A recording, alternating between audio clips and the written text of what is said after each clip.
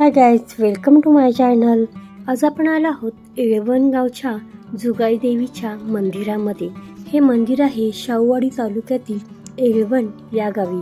जुगाई देवीची एक कथा सांगितली जाते। कोकणातून योगेश्वरी देवी ज्यावेळी अंबेजोगाईला जात असते त्यावेळी वेळूच्या बनात विश्रांतीसाठी थांबते। हे वेळूचं बन म्हणजे सध्या असलेली येळवण जुगाई देवी। पौर्णिमेला देवीचा मोठा उत्सव असतो। ज्योतिबाची पालखी जेव्हा सदरेवर विराजमान होते तेव्हा रात्री 12 वाजता जुगाई देवी छबिन्याला निघते। तसेच मंदिराच्या बाहेर एक कुंड आहे, याला कुंड किंवा विहिरी म्हणता येईल। या कुंडामध्ये नैसर्गिक पाणी येते। या पाण्याची चव काही वेगळीच आहे। पाणी निथळ असल्यामुळे आतील माशांचे दर्शन होते। कुंडामध्ये 2 छोट्या मूर्ती व शिवलिंग आहे। कुंडाच्या भोवती अनेक देवतांच्या मूर्ती आहेत। यामध्ये गणेशाची एक सुंदर मूर्ती आहे। तसेच या कुंडाचा आकार शिवलिंग सारखा आहे। दोघीजणी बहिणी, तुमचं येळवण गाव आई, येळवण गाव तुमचं महाराष्ट्रात निघतं हे नाव ग, निघतं हे नाव।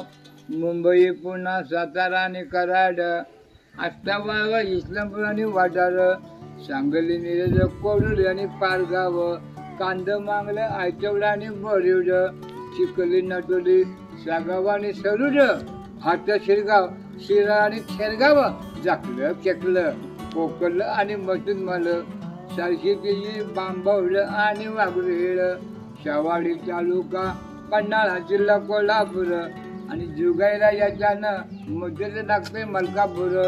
जुगाई सगळ्यांची माता, जुगाई सगळ्यांची माता, घेते भागताकडे धाव। आई येळवण गाव तुझं महाराष्ट्रात निघतं नाव। शुक्रवार मंगळवार जुगाईचा वार, अमावस्या पौर्णिमा दाटे वफार, चैत्र पौर्णिमा यात्रा वर्षाला, पालखी निघते रात्री 12ला, नैवेद्य पोळीचा जुगाईला खायला आणि बकऱ्या कोंबड्याचा लोजायला खायला, हजारो याचा नवस करायला, आनंद लुटतात मोठ्या मनाचा। जुगाई सगळ्यांची माता, जुगाई सगळ्यांची माता, ओघेचे भक्ताडे जाऊ।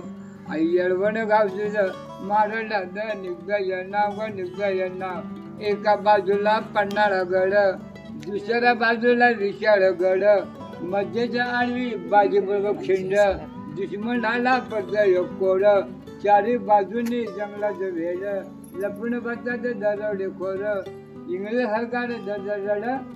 जुगाई सगळ्यांची माता, जुगाई सगळ्यांची माता, देते भगदाडे धाव। आई येळवण गाव आई तुझं महाराष्ट्रात निघतं नाव। मी काय खा। आजोबांनी सांगितलेली स्टोरी तुम्हाला कशी वाटली? जर आवडली असेल तर नक्की लाईक करा, शेअर करा, सबस्क्राईब करा। तोपर्यंत बाय बाय। परत भेटूया नवीन काहीतरी घेऊन।